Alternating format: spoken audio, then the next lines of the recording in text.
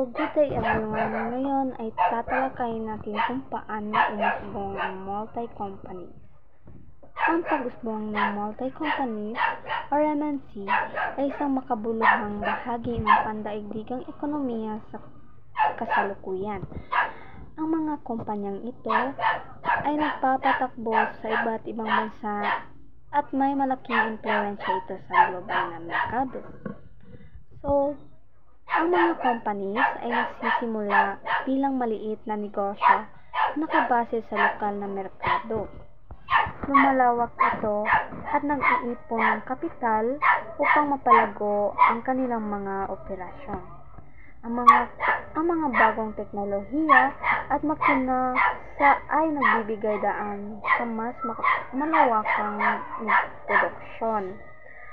Sa paglipas ng panahon, ang globalisasyon ay naging isang pangunahing driver sa nagpapalago ng multi-company.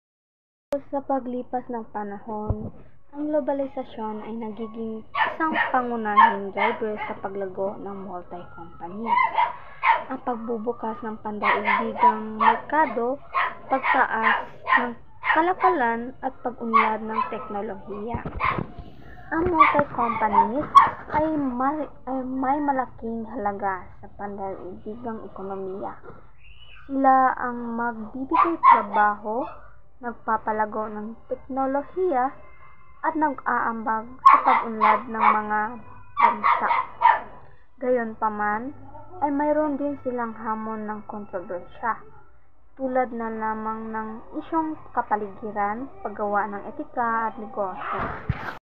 Buuhan, ang pag-usbong ng multi-companies ay nagreresulta ng kombinasyon ng makasaysayang pag-unlad, globalisasyon at teknolohikal na pag-unlad.